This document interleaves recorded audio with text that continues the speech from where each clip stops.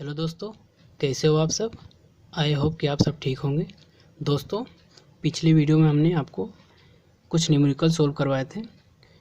दोस्तों, इसी प्रकार से हम आपको पहले थ्योरी और साथ में उन पे बेस्ड कुछ क्वेश्चंस आपको सोल्व कराते चलेंगे, ताकि दोस्तों आपको एक अंदाज़ा रहे कि एग्ज़ाम में क्वेश्चन किस प्रकार से आते हैं।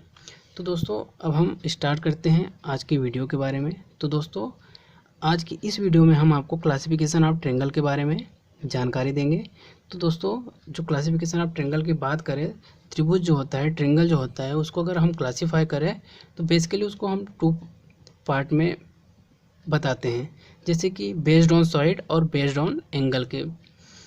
अब बेस्ड ऑन साइड में त्रिभुज कौन कौन से हैं, बेस्ड ऑन एंगल में कौन कौन से हैं, किस प्रकार से हैं, क्या बोलते हैं, उनका नाम क्या है, क्या होते हैं, उन सारी जानकारी मैं आपको वन बाय वन करते हुए देते चलूँगा। तो दोस्तों, अब हम बेस्ड ऑन साइड यानी भुजा के आधार पर ट्रायंगल की बात करें तो इस पहला जो होता है फर्स्ट स्केलियन ट्रायंगल जो होता है, विषम बाहु त्रिभुज को हिंदी में बोलते हैं।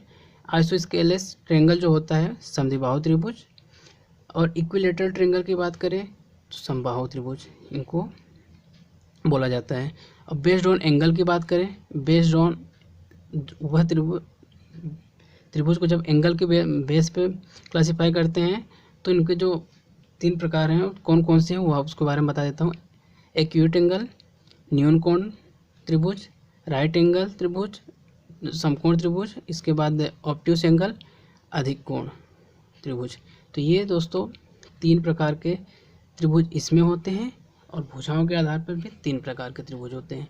तो दोस्तों, अब इनके बारे में थोड़ा सा आपको डिटेल बताएं। तो दोस्तों, अगर हम पहले बात करेंगे based on angle, based on angle की अगर हम बात करते हैं तो दोस्तों पहला जो आता है एक्यूट एंगल, मतलब कि न्यून कोण त्रिभुज के बारे में अगर हम बात करें तो अगर जैसे कि एक हमको त्रिभुज दे रखा है, जो त्रिभुज है ए बी सी, अगर ए बी सी एक त्रिभुज है, इस त्रिभुज के जो एंगल हैं वो एंगल ए, एंगल बी और एंगल सी। तो दोस्तों, न्यून कोण त्रिभुज वह त्रिभुज होता है जिस त्रिभुज में तीनों कोण 90 डिग्री से छोटे हों, उसे हम न्यून कोण त्रिभुज कहते हैं। ठीक है दोस्तों। तो अब हम अगर इसको हम बताएं तो angle A, angle B, angle हमारा सी है, ये तीनों एंगल जो होंगे वो तीनों एंगल हमारे क्या होंगे, 90 डिग्री से छोटे होना चाहिए। ठीक है दोस्तों। यानी कि अगर हम बात करें कि एंगल ए जो होगा वो भी 90 डिग्री से छोटा हो जाएगा, एंगल जो बी होगा वो भी 90 डिग्री से छोटा होगा, एंगल जो सी होगा वो भी 90 डिग्री से छोटा होगा त्रिभुज, तभी वो न्यून कोण त्रिभुज कहलाएगा। न्यून कोण त्रिभुज को समझने के लिए मैंने आपको ये बता दिया कि क्या होता है न्यून कोण त्रिभुज। जब एंगल ए और एंगल बी, एंगल सी, तीनों एंगल त्रिभुज के तीनों एंगल जब 90 डिग्री से छोटे हों उसे हम कहते हैं न्यून कोण त्रिभुज। आई होप कि दोस्तों समझ में आया होगा। अब हम अगले पॉइंट पे बढ़ते हैं। तो जैसे कि दूसरा पॉइंट हमारा है राइट एंगल। राइट एंगल मतलब समकोण त्रिभुज। समकोण त्रिभुज क्या होता है, वह त्रिभुज जिसका एक कोण, तीनों कोणों में से, त्रिभुज के तीन कोण होते हैं, त्रिभुज के तीनों कोणों में से कोई एक कोण 90 डिग्री का हो, उसे हम कहते हैं समकोण त्रिभुज। दोस्तों, हमने बताया आपको बेस्ड ऑन एंगल के साइड में, हम तो एंगल के बारे में बताएंगे, एंगल बेस्ड ऑन एंगल। तो एंगल के लेके आपको बता दिया कि जो राइट एंगल होता है वो क्या होता है, कोई सा भी एक एंगल 90 डिग्री का हो उसे हम बोलेंगे राइट एंगल। त्रिभुज के तीनों कोणों में से कोई सा एक एंगल 90 डिग्री हो तो उसे हम बोलेंगे समकोण त्रिभुज या राइट एंगल। तो दोस्तों, अब जैसे कि हमने एक समकोण त्रिभुज आपके बनाया हुआ है, ए बी सी एक क्या है, समकोण त्रिभुज है। अब ए बी सी अगर एक समकोण त्रिभुज होगा और जो एक मैंने बोला कि कोई भी एक एंगल 90 डिग्री होगा, इसमें जो बी होगा वो 90 डिग्री एंगल होगा, वो 90 डिग्री का होगा। तो मैंने बोला कि एंगल भी कितना है, 90 डिग्री। तो ये क्या हो जाएगा, समकोण त्रिभुज। अब ये समकोण त्रिभुज है तो इसमें समकोण त्रिभुज में थोड़ी सी बातें और होती हैं, फिक्स रहे ये सब आपको आई होप कि पता होगा। जानकारी बेसिक है, आपको जानकारी होगी, फिर भी मैं आपको बता देता हूँ थोड़ी सी जानकारी के लिए कि ए बी जो है वो हमारा परपेंडिकुलर रहेगा। परपेंडिकुलर मतलब लंब होता है। ठीक है दोस्तों, उसको पी से रिप्रेजेंट करते हैं। अगर हम बेस की बात करें, बेस बी सी हमारा क्या होगा, बी सी हमारा बेस होगा, जिसको हम आधार यानी कि बी से रिप्रेजेंट करते हैं। अब उसी प्रकार से दोस्तों हाइपोटेनियस, ए सी हमारा हाइपोटेनियस है, ये उसको ए सी बोलो या सी ए बोलो, बात एक ही है। तो ये हाइपोटेनियस, उसको हम हिंदी में कर्ण बोलते हैं और उसको हम यस से रिप्रेजेंट करते हैं। और दोस्तों आपको बताएं, लंब को आपको बता देते कि यल से भी रिप्रेजेंट करते हैं, बेस को ए से रिप्रेजेंट करते हैं, और एच जो होता है इसको हम के से रिप्रेजेंट करते हैं। ये आपको जब साइन फार्मूला को साइन कोस के बारे में जानकारी दी जाएगी तो त्रिकोणमिति में, तो जब हम त्रिकोणमिति के बारे में बात करेंगे तो इसके सारे एक एक पॉइंट के बारे में आपको अच्छे से डिस्क्राइब करेंगे। बट अभी यहाँ पे मैं एक छोटी सी जानकारी आपको दिया हूँ कि हमारा जो परपेंडिकुलर क्या होगा, परपेंडिकुलर जैसे राइट एंगल आपको कुछ इस प्रकार से दिखेगा, उसमें एक 90 डिग्री कोण होगा और बाकी 2 एंगल होंगे, उसमें परपेंडिकुलर क्या होगा, बेस क्या होगा, हाइपोटेनियस क्या होगा, लंब, कर्ण, आधार क्या चीज़ें होंगी। इसीलिए आपको ये थोड़ी सी बता दिया हूँ, लिख दिया हूँ, आप समझ जाएंगे देख के। तो एंगल जो बी होगा हमारा, एंगल बी आपको बताया कि 90 डिग्री, अगर 90 डिग्री कोई सब त्रिभुज के तीनों कोणों में से अगर एक कोण 90 डिग्री का हो, हमारा समकोण त्रिभुज कहलाएगा। सिंपल सी बात है। तो अब हम आगे बात करते हैं अगले ट्रेंगल के बारे में। जो हमारा अगला ट्रेंगल होगा, अगला ट्रेंगल हमारा कुछ इस प्रकार से है, ऑब्ट्यूस एंगल यानी कि अधिक कोण। जब एंगल बी ऐसा त्रिभुज, जब एक त्रिभुज ऐसा त्रिभुज जिसका एक एंगल 90 डिग्री से ज़्यादा हो और 180 डिग्री से कम हो, उसे हम बोलते हैं अधिक कोण। अब एंगल यहाँ पे जो एंगल बी है वो हमारा 90 डिग्री से ज़्यादा है, ये 90 डिग्री अप्रोक्स में यहाँ समथिंग आएगा। अगर हमें इस एक जो ट्रेंगल लिए हुए हैं, ये हमारा एक अधिक कोण आता है, ऑब्ट्यूस एंगल है, ऑब्ट्यूस एंगल ट्रेंगल है। तो इसमें जो त्रिभुज के वैसा त्रिभुज जिसका एक एंगल 90 डिग्री से ज़्यादा होना चाहिए और 180 डिग्री से कम होना चाहिए, वो हमारा अधिक कोण कहलाएगा, ऑब्ट्यूस एंगल कहलाएगा, ऑब्ट्यूस एंगल ट्रेंगल कहलाएगा। तो अब इसको हम कैसे रिप्रेजेंट करेंगे, एंगल बी। अब मैंने बोला कि एंगल बी जो है वो 180 से छोटा होना चाहिए, मतलब कि 180 से छोटा होना चाहिए, और मैंने बोला कि 90 से बड़ा होना चाहिए। तो दोस्तों कुछ इस प्रकार से इसको हम रिप्रेजेंट करेंगे। मतलब एंगल बी क्या कहना चाह रहा है, एंगल बी इस प्रकार से कि जो एंगल बी है वो 90 से बड़ा होना चाहिए, और एंगल जो बी है वो हमारा एंगल जो बी है वो किससे छोटा होना चाहिए, 180 से छोटा होना चाहिए। तब ये हमारा जो ट्रेंगल कहलाएगा वो होगा ऑब्ट्यूस एंगल ट्रेंगल।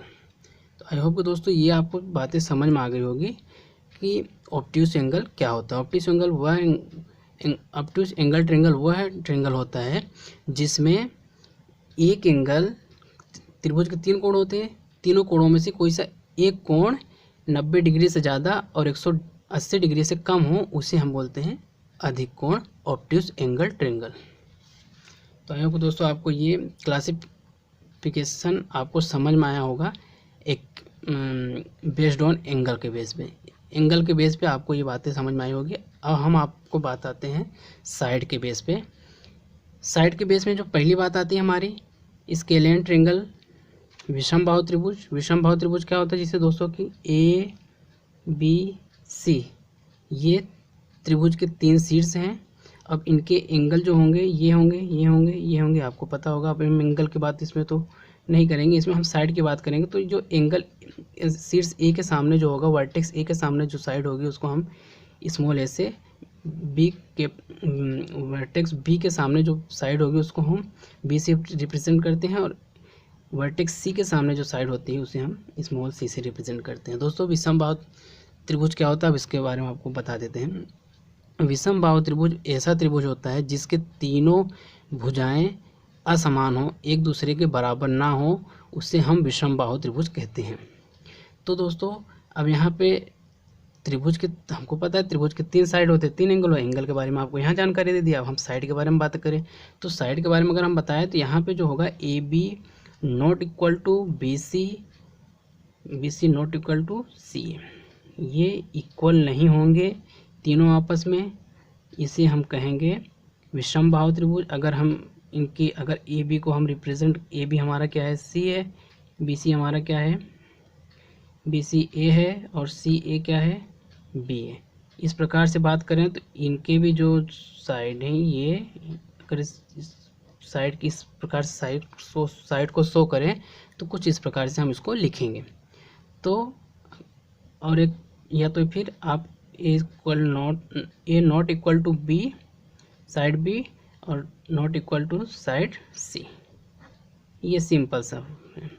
ये इक्वल का साइन है, इसको कट किया गया दोस्तों, इसका मतलब है इक्वल नॉट। ठीक है, आई होप आपको ये सब बात जानकारी पता होगी, नहीं तो आपको मैं इसीलिए अच्छे तरीके से एक्सप्लेन कर रहा हूँ ताकि आपको हर एक चीज़ क्लियर, अगर नहीं आती भी होगी तो आपको ये चीज़ें बहुत आसानी से समझ में आ जाएगी। अब हम समद्विबाहु त्रिभुज की बात करें, आइसोस्केलेस ट्रायंगल की बात करें, तो समद्विबाहु त्रिभुज वह त्रिभुज होता है जिसकी दो भुजाएं आपस में बराबर हो, उसे हम समद्विबाहु त्रिभुज कहते हैं। ठीक है दोस्तों, तो इसमें अगर हम बोले ए बी सी हमारा एक ट्रायंगल है, ए के सामने वाली ए, बी के सामने की बी, सी के सामने सी, तो इसी प्रकार से अगर हम बोलें तो ए हमारा अगर जो हमारा समद्विबाहु त्रिभुज है कुछ इस प्रकार से बनेगा। तो इसमें जो समद्विबाहु त्रिभुज है तो इसमें ये साइड आपको बराबर रहेगी, ये साइड बराबर, मतलब कि ए बी बराबर to B C, A B बराबर टू बी सी रहेगी। इसको हम समद्विबाहु त्रिभुज करें, समद्विबाहु त्रिभुज की बात हो गई, इसको समद्विबाहु त्रिभुज बोलेंगे। अगर हम बात करें इनकी स्मॉल साइड, यानी कि स्मॉल साइड जो इनको साइड को रिप्रेजेंट करते हैं, स्मॉल ए से, स्मॉल बी, स्मॉल सी से, अगर इन पे संबंध देखें तो इसको हम ऐसा बोलेंगे C equal to B, C equal to B, ये इसको इस प्रकार से हम रिप्रेजेंट करेंगे। और दोस्तों आपको एक बात और बता देते हैं, ये प्रॉपर्टी के रूप में भी इसको लागू, प्रॉपर्टी एक होती है त्रिभुज की है कि अगर त्रिभुज के दो भुजाएं आपस में बराबर हैं तो उनके सामने वाला जो कोण होगा, ये कोण कुछ इस प्रकार से कोण बन रहे हैं, इसके सामने का कोण ये होगा और इसके सामने का कोण जो ये होगा, ये दोनों भी आपस में बराबर होंगे। तो ये ट्रायंगल की छोटी सी प्रॉपर्टी होती है, आपको ये बात भी पता होगी, फिर भी नहीं पता हो तो हमने आपको बता दिया। ठीक है, तो ये कुछ इस प्रकार से आपको समद्विबाहु त्रिभुज होता है, जो कि आपको बता दिया। दो भुजाएं जिसकी बराबर हो उसको समद्विबाहु त्रिभुज कहते हैं, और उसको इस प्रकार से शो करते ए बी बराबर होए बी सी के। तो अगर इस भुजा की बात करेंगे सी बराबर है बी के, तो दोस्तों एंगल इसमें हो जाएगा एंगल बी बराबर एंगल सी के, इसको भी लिख लीजिएगा क्योंकि ये इस समद्विबाहु त्रिभुज में आते हैं। तो दोस्तों एक बात और, आप ये तो क्लियर हो गया होगा, अब अगली एक पॉइंट और है उसके बारे में आपको बता देते हैं। ये अगर एक त्रिभुज है ए बी सी, दोस्तों इक्विलेटरल ट्रायंगल के बारे में आपको जानकारी दे रहे थे। इक्विलेटरल ट्रायंगल क्या होता है, हिंदी में उसको बोलते हैं समबाहु त्रिभुज। इक्विलेटरल ट्रायंगल मतलब कि जिसके तीनों भुजाएं आपस में बराबर हों, जिसके वह त्रिभुज जिसके तीनों भुजाएं आपस में बराबर हो, उसे हम कहते हैं समबाहु त्रिभुज यानी इक्विलेटरल ट्रायंगल। अब हम इक्विलेटरल ट्रायंगल के बारे में बताएं तो क्या होता है, हम इसको बोलें ए बी बी सी सी ए, ये तीनों साइडें जब आपस में बराबर दिखें त्रिभुज की तो उसको बोलते हैं समबाहु त्रिभुज, यानी कि इसके सामने की ए, इसके सामने की बी और उसके सामने की भुजा सी को, यानी A equal to B equal to C. अब इसी प्रकार से दोस्तों एक बात मैं और जान के मैंने अब बताया तीनों भुजाएं बराबर हैं। अब जिस प्रकार से दो भुजाएं आपस में बराबर थे तो उनके सामने का कोण भी बराबर हुआ। अगर ये तीनों त्रिभुज, ये तीनों साइडें अगर आपस में बराबर हैं, ये त्रिभुज के तीनों साइडें आपस में बराबर हैं, तो दोस्तों एक बात और बता दें, यहाँ पे इनके जो तीनों एंगल होंगे, ये एंगल और ये एंगल और ये एंगल, ये भी आपस में बराबर होंगे एक दूसरे के, मतलब कि एक दूसरे के बराबर होंगे। अगर ये बराबर होंगे तो इसी प्रकार से अगर मैंने बोल दिया कि तीनों एंगल बराबर होंगे, मतलब कि एंगल तो फिक्स हो गया। अब त्रिभुज के तीनों कोणों का योग कितना होता है, 180 होता है। अब तीन एंगल है, एक बराबर तीनों, डिवाइड करें तो ये 60 डिग्री आ गया। तो प्रत्येक कोण जो होगा 60 डिग्री का होगा, प्रत्येक कोण जो होगा, इसलिए बोलते हैं समबाहु त्रिभुज जो होता है उसका प्रत्येक कोण कितने का होता है, 60 डिग्री होता है। Angle A equal to angle B equal to angle C equal to 60 degree. I hope कि दोस्तों आपको ये बातें समझ में आई होगी। तो एक बार फिर से मैं आपको एक्सप्लेन कर देता हूँ स्टार्टिंग से, कि जैसे कि एक्यूट एंगल क्या होता है। एक्यूट एंगल न्यून कोण, वह एंगल, वह त्रिभुज जिसका एक कोण, एक्यूट एंगल न्यून कोण त्रिभुज वह त्रिभुज होता है जिसके तीनों एंगल 90 डिग्री से छोटे हों, उसको बोलते हैं न्यून कोण त्रिभुज। समकोण त्रिभुज वह त्रिभुज होता है जिसका एक कोण 90 डिग्री का हो, उसको हम बोलेंगे समकोण त्रिभुज। ऑब्ट्यूस एंगल अधिक कोण वह त्रिभुज होता है, अधिक कोण त्रिभुज वह त्रिभुज होता है जिसका एक कोई सा भी एक एंगल 90 डिग्री से बड़ा हो और 180 डिग्री से छोटा हो, उसको हम बोलते हैं अधिक कोण त्रिभुज। अब दोस्तों हम आपको विषमबाहु त्रिभुज के बारे में बताएं तो विषमबाहु त्रिभुज वह त्रिभुज होता है जिसकी तीनों भुजाएं आपस में बराबर ना हो, उसको विषमबाहु त्रिभुज कहते हैं। और समद्विबाहु त्रिभुज वह त्रिभुज होता है जिसकी दो भुजाएं आपस में बराबर हो, और अगर भुजाएं बराबर हो तो उनके सामने का कोण भी बराबर होगा। तो ये भी बताया था आपको। अब इक्विलेटरल एंगल की बात करें तो समबाहु त्रिभुज की बात करें तो इनके तीनों भुजाएं बराबर होती हैं, तीनों कोण बराबर होते हैं, प्रत्येक कोण का मान होता है 60 डिग्री। आई होप कि दोस्तों आपको ये बातें सारी समझ में आ गई होगी। अब हम एक छोटे से पॉइंट आपको बोला था, उस छोटे से पॉइंट के बारे में आपको डिस्कस कर लेते हैं। तो दोस्तों जैसे कि मैंने अभी आपको क्लासिफिकेशन ऑफ ट्रायंगल के बारे में जानकारी आपको दी, उसी प्रकार से दोस्तों हमारा जो अगला पॉइंट है कोसाइन फार्मूले के बेस्ड है। कोसाइन फार्मूला होता है क्या, कोज्जा नियम इसको हिंदी में बोलते हैं। ये क्या होता है, कोसाइन मतलब होता है कोस। अब ये ट्रिग्नोमेट्री का एक छोटा सा अंश से छोटा सा एक पार्ट है कोस। तो ट्रिग्नोमेट्री एक बहुत बड़ा चैप्टर है, तो उसमें काफ़ी चीज़ें हैं सीखने लायक, जो कि आपको हम जब ट्रिग्नोमेट्री स्टार्ट करेंगे तो आपको उसके बारे में बहुत डिटेल में बताएंगे उसकी। तो हम अभी इस पॉइंट की बात करें तो कोसाइन फार्मूला क्या होता है उसके बारे में आपको जानकारी देते हैं, और साथ में इसका यूज़ कहाँ होता है उसके बारे में। तो पहले मैं आपको ये बता देता हूँ इसका यूज़ कहाँ होता है। इसका यूज़ बेसिकली ट्रायंगल दिया हो, ट्रायंगल के एंगल को फाइंड करने में किया जाता है। और अब ट्रायंगल जैसे कि आपको सारी जानकारी पता ही होगी कि ABC ट्रायंगल के शीर्ष हैं और इनके जो साइड हैं कुछ इस प्रकार से हैं। ये मैंने आपको सारी चीज़ें यहाँ पे लिख दिया हूँ, अब देख लीजिएगा। अब मैं आपको सीधी सिंपल सी बात करता हूँ इसका यूज़ इसका जो होगा कि किसी भी त्रिभुज की अगर तीनों साइडें दे रखी हों तो बोल दिया जाए कि मेरे को ये एंगल ए फाइंड करके बताइए, एंगल बी फाइंड करके बताइए, एंगल सी फाइंड करके बताइए। तो ये आपसे पूछा जा सकता है। इसको फाइंड आउट करने के लिए हमें कोसाइन फार्मूले से बहुत ईजी तरीके से आप उसको फाइंड कर सकते हैं। तो आज मैं आपको कोसाइन फार्मूला क्या होता है वो लिख के बताऊँगा, किसमें कैसे फिट करते हैं वो लिख के आपको मैं लिखूँगा आज कोसाइन फार्मूला क्या होता है। और इसके बाद जो अगला वीडियो हमारा होगा उसमें हम आपको उसके आगे की जानकारी देंगे। आगे की जानकारी में से कि उसको हम प्रूव करके बताएंगे कि कोसाइन फार्मूला कहाँ से आया, कैसे आया, उसके बारे में उसको मैं आपको डिटेल में प्रूव करके बताऊंगा। साथ ही साथ में उसमें एक टॉपिक और डिस्कस करेंगे जो नेक्स्ट वीडियो रहेगी हमारी, उसमें हम ये फाइंड आउट करेंगे कि न्यून कोण कब बनेगा, अधिक कोण कब बनेगा, समकोण त्रिभुज कब बनेगा, इन भुजाओं को देख के कैसे पहचाना जा सकता है। तो उसके बारे में भी बात करेंगे। तो जो हमारे अभी अगले वीडियो है, अभी तो हम इस वीडियो की डिस्कस बारे में आपको बताते हैं। जैसे कि मैंने आपको बताया कि ट्रायंगल है, ट्रायंगल के साइड ऑन है। अब इस ट्रायंगल के साइड हैं तो अब इनके थ्रू हम कोसाइन फार्मूला कैसे ड्राइव करेंगे, अब कैसे लिखा जाएगा, तो उसके बारे में आपको बताता हूँ। मैंने आपको ये बताया कि अगर त्रिभुज की तीनों साइडें दे रखी हो तो आपसे पूछा जा सकता है कि angle A, angle B, angle C find out करके हमें बताइए। तो उसके लिए बेसिकली कोसाइन फार्मूला का यूज़ किया जाता है। कोसाइन फार्मूला दिखता कैसे, मैं आपको अब उसका फेस दिखा रहा हूँ। तो दोस्तों अब हम बात करते हैं, अगर हम एंगल ए की बात करें तो एंगल ए की बात करें तो कोस ए क्या हो जाएगा। अब एंगल कौन सी बात कर रहे थे, एंगल इसकी बात कर रहे थे, एंगल ए की बात जब करेंगे तो इनके साइडें कौन कौन सी जुड़ी हैं, बी और सी जुड़ी हुई हैं। तो जब बी सी जुड़ी हैं तो अब इसी के आगे की बात करें तो इनके जो साइड होंगे ना, साइडों का स्क्वायर और जो थर्ड साइड होगा उसका माइनस कर देंगे, और उनमें इन दोनों साइडों का मल्टीप्लाई इंटू 2 का मल्टीप्लाई करके डिवाइड कर देंगे, तो ये हमारा कोस ए का वैल्यू आ जाएगी। तो अब देखो कैसे होता है।